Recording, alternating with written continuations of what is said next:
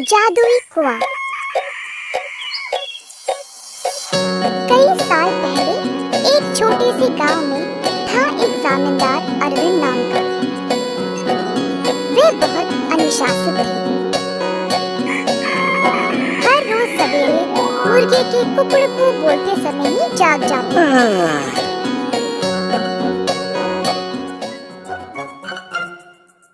फिर अपने नौकरों को जगा के उन्हें काम पे भेजते थे। चंद्रा और सूरी नामक दो मुलाजिम जमींदार के लिए काम पे नए आए हुए थे, परंतु वे दोनों काफी आलसी थे और सवेरे उठ के खेत में जाना उनके लिए बहुत कठिन लग रहा था। दोनों एक कुएं के पास सोते थे। एक दिन चंद्रा ने सूरी से कहा, हाय रे, हर रोज सवेरे जाग के जाना बहुत ही कठिन काम है ना। सूरी को भी ऐसा ही लगा। हाँ चंद्रा, परंतु हम करें तो क्या करें? मुर्गे के कुकड़कू से ही जमींदार जी जाग जाते हैं।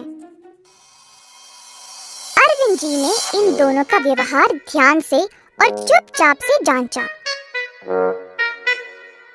आखिरकार उन्होंने एक दिन उन दोनों को सबक सिखाना चाहा। एक दिन जब दोनों सो रहे थे, कुएं के अंदर से आवाज आई, सूरी, कितनी देर और सोओगे? उठो और काम पे निकलो। सूरी को नींद में ही आवाज सुनाई दी और वो अचानक से जाग गया। बाजू देखा तो चंद्रा आराम से सो रहा है। सूरी को समझ नहीं आया कि ये आवाज कहाँ से आई। बुरा सपना मान के वो फिर से सो गया। अगले दिन की बात है और दोनों उसी कुएं के पास सोए थे। इस बार कुएं वाली आवाज चंद्रा को सुनाई दी। वो भी अचानक से जाग गया। आसपास देखा तो सूरी आराम से सोया था।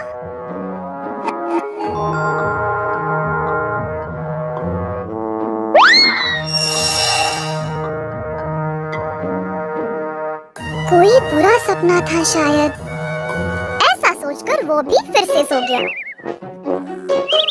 अगले दिन जब वे दोनों फिर से वहीं पे सो रहे थे, अचानक से एक खतरनाक आवाज सुनाई दी। दोनों एक साथ जागे और डर गए, एक दूसरे को देखने लगे। भाई सूरी, आपको भी सुनाई दिया क्या? हाँ चंद्रा, मैं बहुत डर गया और ये कोई बुरा सपना भी नहीं है। ये भयानक आवाज इस कुएं से आ रही है। मैं काम पे निकल रहा हूँ, तुम्हें आना तो आओ। रुको रुको, मैं भी आऊंगा। उस दिन दोनों ने बहुत मेहनत से खेत में काम किया और दोपहर में भोजन के समय जमींदार जी के पास आए।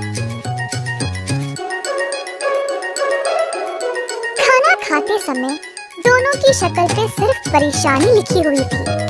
जमींदार जी ने पूछा कि हुआ क्या। चंद्रा और सूरी ने सारी घटना सुनाई।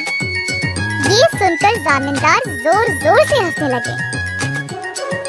सुनो तुम दोनों, वो कोई भूत या बुरा सपना नहीं था। मैंने देखा कि तुम दोनों कुछ ज्यादा ही आलसी थे, इसीलिए तुमको सबक देना चाहा। कुएं के पास वो मैं ही था जो आवाजें निकाल रहा था। अब आई समझ। अब से ये सुस्ती छोड़ो और ठीक से काम करो। उस दिन से सूरी और चंद्रा ने अपनी आलस्य छोड़ा और खेत पर पूरी मेहनत से काम किया। अच्छे से अपनी रोजी रोटी कमाई और खुशी से जीवन बिताया। नमस्कार बच्चों, आज हम एक शिशु और देवदूत की बहुत प्यारी कहानी सुनेंगे। एक बार की बात है, एक गांव में एक शिशु का जन्म होने वाला था। जन्म लेने से पहले शिशु ने भगवान से एक सवाल पूछा, मैं तो बहुत छोटा बच्चा हूँ, मैं इस धरती पर कैसे रहूँगा? तो भगवान जी, आप मुझे अपने पास ही रख लीजिए, मुझे और कहीं नहीं जाना। भगवान जी कहते हैं, प्यारे बच्चे, मेरे पास बहुत सारे देवदूत हैं, एक देवदूत मैं तुम्हें दे दूंगा, वह तुम्हारा ध्यान रखेंगे, तुम चिंता मत करो। पर मैंने स्वर्ग में हंसने, खेलने और गाने की सिवाय कुछ नहीं सीखा। क्या ये सब खुश रहने के लिए बहुत है? शिशु पूछता है।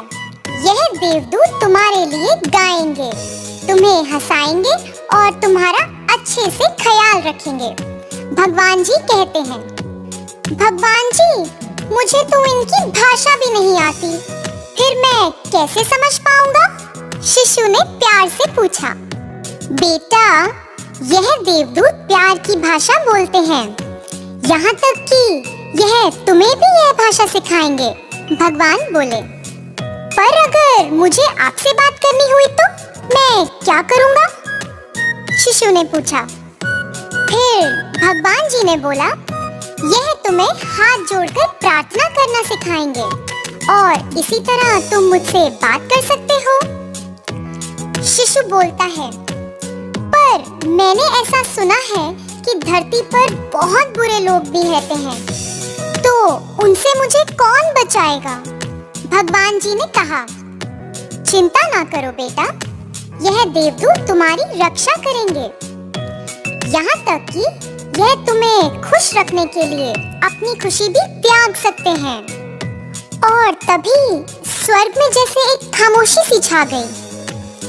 फिर एक नन्हे शिशु की आवाज आई और शिशु समझ गया कि अब उसका स्वर्ग से धरती पर जाने का समय आ गया है।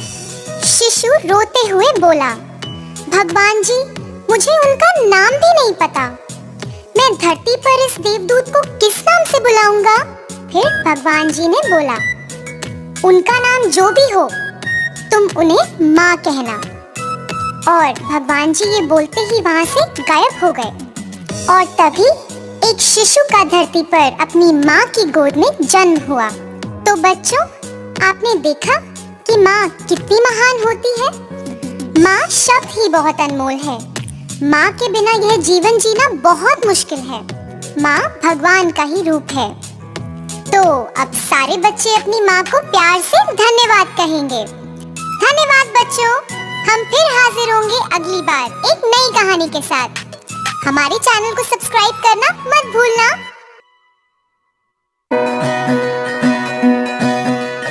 कछुआ और खरगोश। एक बड़े से जंगल में एक कछुआ और एक खरगोश रहते थे। खरगोश को खुद पे बड़ा गर्व था कि वह बहुत तेज चल सकता था। कछुए की धीमी चाल को देखकर खरगोश हमेशा उसका मजाक उड़ाता था। एक दिन खरगोश कछुए के पास गया और बोला कि चलो हम दोनों के बीच दौड़ का मुकाबला हो जाए। कछुआ इस बात के लिए खुशी खुशी राजी हो गया। एक दिन सवेरे दोनों ने प्रतियोगिता आरंभ की।